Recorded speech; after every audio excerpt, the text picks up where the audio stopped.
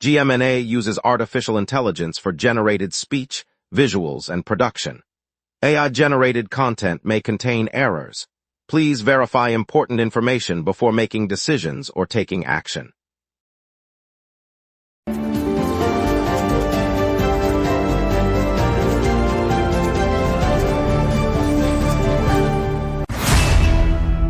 Good morning, Montreal. I'm Lauren Dupuis. First, a two-vehicle crash in Onziehoo left 2 injured, and severe storms this weekend knocked down trees across the north. Traffic is clear, and the chamber spotlight shines on Mistral AI's new Canadian hub. Ryan, what do you make of that? The Montreal Canadiens have dealt longtime forward Brendan Gallagher to the Vancouver Canucks for future considerations. Official trade confirmed yesterday. Earlier this week, the City of Montreal honored Gallagher with honorary citizenship at a City Hall ceremony before his trade. The trade includes undisclosed future considerations, and the Canadiens will receive a conditional draft pick as part of the agreement. All right, let's get into it. The Gallagher trade and citizenship honor were confirmed earlier this week, shaping Montreal's sports headlines. Good morning, Montreal. Yesterday night, a two-vehicle collision in the Onziehoo district left 2 people injured. Onziehoo, a borough in the east end of the island, combines residential neighborhoods with commercial and industrial zones, and the crash prompted a brief disruption to local traffic. The crash occurred on a Friday evening in the eastern part of the island, near residential streets that see steady traffic. Emergency responders arrived at the scene shortly after the impact and provided medical assistance before transporting the injured to a nearby hospital. Police officers conducted an initial investigation to determine the cause of the collision and to clear the roadway. Traffic on the affected block was temporarily rerouted while crews worked to remove the damaged vehicles. No further injuries were reported, and officials said they will continue to monitor the area for any additional safety concerns. Yesterday night, a mass email from the school board was inadvertently sent to a wide list of parents at Rossmere High, exposing names, phone numbers, and home addresses of dozens of families. The message, intended for internal use, lacked any encryption or redaction and was distributed without proper safeguards, prompting an immediate investigation by the board's administration. Officials confirmed that the breach involved personal data of parents of current students, but said no child records were included. The incident has reignited concerns about how educational institutions handle confidential information, especially as cybersecurity standards evolve. The board has pledged to review its communication protocols and to notify affected families directly. Parents are being urged to monitor their accounts for any suspicious activity, while the school works with privacy experts to prevent future leaks. Just before lunch on June 18th, 2 teenagers, one 14 and the other 15, entered the parking lot of École Secondaire Aux Millevoies in the Montreal Nord borough and discharged a toy machine gun at students and staff. The sudden sound triggered a wave of panic, with pupils fleeing the area and teachers moving classrooms to secure safety.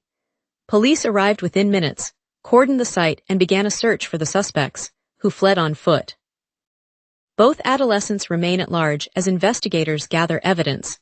The school administration confirmed that no one was physically injured, but the incident disrupted the day's schedule and prompted heightened security measures. Parents were notified, and the board announced a review of safety protocols for all secondary schools in the borough. Sûreté du Québec took over the investigation, coordinating with local police and school officials. Efforts continue throughout the afternoon. Hydro-Québec announced today it is proposing a new rate structure that would increase electricity charges for the province's highest consumption households. Under the plan, any residence that draws more than 35,000 kilowatt-hours in a year, roughly the top 5% of all residential users, would face a higher per kilowatt-hour price. The utility says the measure is aimed at encouraging energy efficiency and offsetting growing system costs, while lower usage customers would keep current rates. Critics warn the change could burden large families and home-based businesses that rely on extensive heating or electric appliances. Hydro-Québec has opened a public consultation period lasting several weeks, inviting comments from affected customers and industry groups before a final decision is made later this year. The utility says the move supports long-term grid reliability, while the province's regulator will review the rates before any change takes effect. Severe thunderstorms and strong winds swept the northern suburbs of Montreal on the evening of July 3, toppling numerous trees and causing widespread damage. The weather system, which lasted roughly 5 minutes, produced intense gusts that snapped trunks and uprooted limbs across residential streets and public thoroughfares. Fallen trees blocked roadways, damaged power lines, and struck vehicles, prompting immediate safety concerns. Municipal crews began clearing debris early the following morning, focusing on restoring access and repairing affected infrastructure. Power outages were reported in several neighborhoods, and temporary detours were established to accommodate emergency response vehicles. Officials confirmed that the storm's impact was confined to the north of the city, and cleanup operations are expected to continue through the day as crews work to restore normal conditions. Later we'll hear how a judge temporarily halted Montreal's revocation of AIM recycling permits, a win for local waste workers. We will be right back. Watch the local sunset tonight at 6 p.m. for all your local Montreal news. If you run a venue, a comedy night, a concert, a fundraiser, you already know the hardest part isn't the show. It's selling the seats. Theaterfiller changes that. In minutes, you're set up with your own ticketing page, QR code delivery, and a door scanner. No technical headaches. No middleman taking a cut of your night. Your event, your tickets, your revenue. Go to theaterfiller.com and fill every seat. Welcome back, everyone. I hope you're feeling refreshed.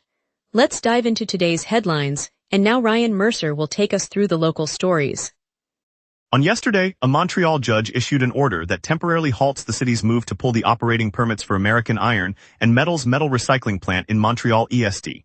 The injunction keeps the facility running while the legal challenge proceeds, meaning workers and trucks can continue service for now. City officials had argued the permits should be cancelled over concerns they have not disclosed, while AIM maintains the plant meets all regulatory standards. The judge's decision does not resolve the underlying dispute, but merely pauses the revocation until a full hearing can be scheduled. Both sides are expected to present evidence in the coming weeks, and the outcome will determine whether the plant remains a part of the local recycling network. Local businesses that rely on scrap metal shipments have expressed concern about possible interruptions, and residents near the site have been watching the proceedings closely. City crews are working around the clock to clear the trash that piles up after the statutory moving day on July 1st. Officials say the annual surge in household waste leaves bags and boxes littering streets for several days, prompting an immediate response. The municipality has deployed additional collection trucks, set up temporary drop-off points, and increased street sweeping in neighborhoods where the buildup is worst. Residents are being reminded that discarded items must be placed in designated containers, and that illegal dumping will result in fines. The effort aims to keep sidewalks clear for pedestrians and to prevent pests from nesting in accumulated waste. As the cleanup continues through the week, city workers will monitor hotspots and adjust resources as needed to keep the streets safe and tidy for everyone. Yesterday, New Brunswick, Prince Edward Island, and British Columbia dispatched crews and aerial assets to reinforce Quebec's Wildfire Prevention and Suppression Agency, and the joint effort remains underway. The inter-provincial support arrives as Quebec battles several forest fires that have strained local resources. New Brunswick contributed ground crews, Prince Edward Island supplied water tankers, and British Columbia offered water-dropping helicopters. Firefighters from the three provinces are operating alongside Quebec crews, sharing specialized equipment and additional personnel to protect at-risk communities and critical infrastructure. Officials say the added manpower helps contain hotspots and reduce the spread of flames across vulnerable woodlands. The coordinated response underscores a broader national commitment to rapid assistance when large-scale blazes erupt. Residents in affected regions are being advised to stay alert to evolving fire conditions, while authorities continue to monitor containment progress throughout the day. Storm-driven outages continue to affect thousands of residents as Hydro-Quebec works around the clock to bring electricity back to the Montreal area. Roughly 20,000 households lost power during severe thunderstorms on July 3rd, and crews remain on the streets repairing damaged lines. Technicians have begun restoring service in a phased approach, prioritizing neighborhoods where critical facilities such as hospitals and schools rely on steady supply. Residents in still darkened blocks are being advised that restoration may take several more hours as crews navigate down poles and flooded trenches. Hydro-Quebec reports that progress is steady, with a growing number of customers reporting power returning to their homes. The utility says safety remains the top priority, and crews will not re-energize lines until all hazards are cleared. Officials estimate full restoration could extend into tomorrow for the hardest-hit districts. Yesterday, the Quebec government and the federal government sealed a financing agreement aimed at rescuing the province's dwindling caribou herds. The pact, crafted with input from environmental groups, allocates new funds to bolster habitat restoration, predator control and monitoring programs across the region. Officials said the money will help reverse a steady decline that has threatened the species for years, offering hope for ecosystems that support hunting, tourism, and indigenous livelihoods. The agreement follows recent studies showing caribou numbers falling below critical thresholds, prompting provincial leaders to act before further losses occur. By targeting key breeding grounds and improving land use planning, the funding seeks to create conditions for the animals to rebound, a move that could also benefit local economies tied to wildlife tourism. Residents may soon notice more caribou on hiking trails, and outfitters are eyeing expanded guided tour as the population recovers. Now let's turn to the forecast and see what weather awaits Montreal today. A westward jet fuels rising pressure, delivering a dry, scorching day under a stubborn high. On this date, the city burned to 34.2 degrees when a persistent ridge anchored a heat wave in 2018. The coldest reading, 13.1 degrees, fell during an Arctic surge that slammed the region in 2021. Normal highs hover around 28 degrees and lows near 22, so today's forecast sits well above the seasonal average yet far from the all-time scorch. Those extremes remind us how a single jet stream shift can swing temperatures by 10 degrees or more. The live radar is completely quiet across the province, with no echoes of rain or snow in sight. A high-pressure dome, reinforced by the westward jet at 144 kilometers per hour, is capping the atmosphere and suppressing lift. Moisture remains locked to the north, so the city will stay dry from sunrise through the evening. With the system stable, I now turn to today's surface outlook. At 7 a.m., Montreal sits at 21 degrees, partly cloudy, humidity 89%, and a gentle west wind 12 kilometers per hour, gusting to 24. Pressure is rising, signaling a strengthening high that will keep the air mass dry and stable. The jet stream overhead, traveling west at 144 kilometers per hour, steers any lingering moisture away. Temperatures will climb to a high of 32 degrees by mid-afternoon, then ease to 26 as the sun sets. UV index stands at 7. Winds will peak at 29 kilometers per hour from the west, feeling brisk in the afternoon. No weather alerts are in effect. With the day set, let's glance at the 5-day outlook. Saturday brings a clear sky and a comfortable high of 27 degrees, low dropping to 16 as the night deepens. Sunday remains sun-baked with a high of 28 and the same 16-degree low, offering another dry stretch. Monday's high of 29 will be tempered by overcast clouds, keeping temperatures modest and limiting sunshine. Tuesday returns to clear skies, matching Monday's high of 29 but with a milder low of 20. Wednesday closes the period with a high of 30 degrees under overcast conditions, low holding at 20. The pattern shifts between dry warmth and brief cloud cover, providing a straightforward but dynamic week ahead. And that's your weather. Remember, the local sunrise is also available as a podcast. Listen anytime on Apple Podcasts or wherever you get your podcasts. Traffic's clear. The Canadians traded Gallagher to Vancouver and named him citizen, and Mistral AI picks Montreal for its hub. We will be right back. Watch the local sunset tonight at 6 p.m. for all your local Montreal news. All the major arteries are moving freely this morning. Autoroute 6, Autoroute 15, and the Descartes are clear with traffic flowing at normal speed. On the South Shore, Autoroute 23 and the Viaduct Bridge report free flow. The east-west corridor along routes remains open, and the tunnel under the Latching Canal shows no congestion. Boulevard St. Laurent and Rue Shairbrook show light volumes, no backups at any intersections. No accidents or roadwork are reported, so you can expect a smooth ride to work. The commuter rail lines and the metro are running on schedule with no delays reported. Looking ahead to the afternoon, keep an eye on the Descartes Expressway where routine maintenance is slated to start around 3 o'clock, which could add a few minutes of slow down. The Champlain Bridge typically sees heavier flow after rush, so allow extra time if you're crossing downtown. Otherwise, today's traffic picture remains calm, giving you a steady start to the day. The events calendar is quiet today. but stay tuned to the local Sunrise for updates and tomorrow's happenings around Montreal. And now here's Tyler with sports. A Montreal hockey era ends. Brendan Gallagher is headed west. The Montreal Canadiens have sent forward Brendan Gallagher to the Vancouver Canucks. According to CBC Sports NHL, the deal was made for future considerations.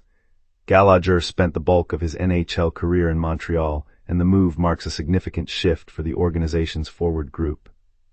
Before the trade was announced, the city of Montreal had already recognized Gallagher's impact off the ice.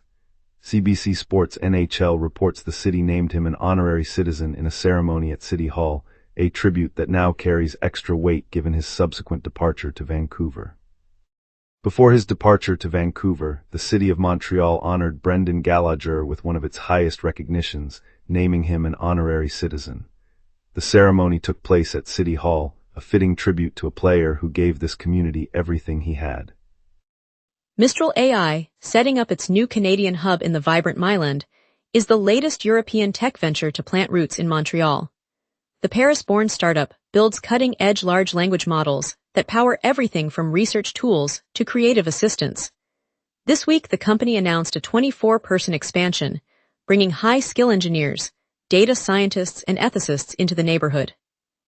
By tapping the city's deep talent pool and supportive AI ecosystem, Mistral will create new jobs and spark collaborations with local universities and incubators.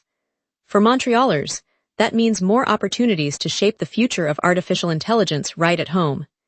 It's a reminder that our city's blend of talent, diversity, and ambition continues to attract world-class innovators. And later, we'll celebrate how Hydro-Quebec restored power to thousands after yesterday's storm, bringing light back to neighborhoods across the city. Coming up tonight at 6, the local Sunset. Your neighborhood, your city, your news. From City Hall decisions to the stories happening right on your street, we cover what matters most to Montrealers. Join us tonight at 6 p.m. on GMNA for the local Sunset, Montreal's evening newscast. Here on St. Laurent Boulevard, just steps from the bustling market stalls of the Myland, a group of volunteers has turned a chilly Saturday morning into a moment of hope for families still searching for a roof after July 1st's moving day. Over 2,000 households across the province are still without a lease, and today the community center on St. Laurent opened its doors as a temporary hub, offering warm meals, fresh blankets, and a list of newly available affordable units compiled by local housing advocates. One of the volunteers, a retired carpenter named Marcel, spent the morning assembling simple wooden frames for a pop-up shelter that will house 3 families for the next 2 weeks. Across the room, a teenage student named Amelie handed out handwritten notes of encouragement, each one promising a listening ear and a reminder that the city is watching. The scent of fresh bagels from a nearby bakery mingled with the hum of conversation, turning the space into a quiet sanctuary amid the broader housing crunch. In moments like these, the city's spirit shows that even when the challenges are large, neighbors can come together to lift each other up.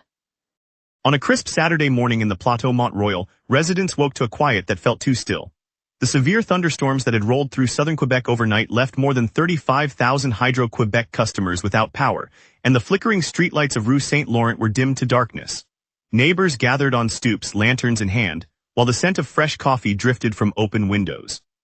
One family, the Bouchards, set up a makeshift kitchen in their basement, sharing warm soup with a single mother next door whose heater had gone out. Across the block, a group of high school students organized a pop-up charging station using a donated generator, letting everyone top up phones and stay connected. By midday, crews from Hydro-Quebec, joined by volunteers from local community centers, were weaving through the streets, restoring power line by line while residents cheered each restored bulb as if it were a small sunrise. The storm may have taken the lights, but it lit a deeper sense of togetherness that reminded us how quickly we can look after one another. In moments like this, Montreal's spirit shines brightest. Thank you, Montreal, for joining us tonight. The toy gun incident at the Montreal Nord High School reminded us how quickly a moment can ripple through a community. I'm Lauren Dupuis, and I hope you'll tune in tomorrow for more stories that matter to our city. Good night.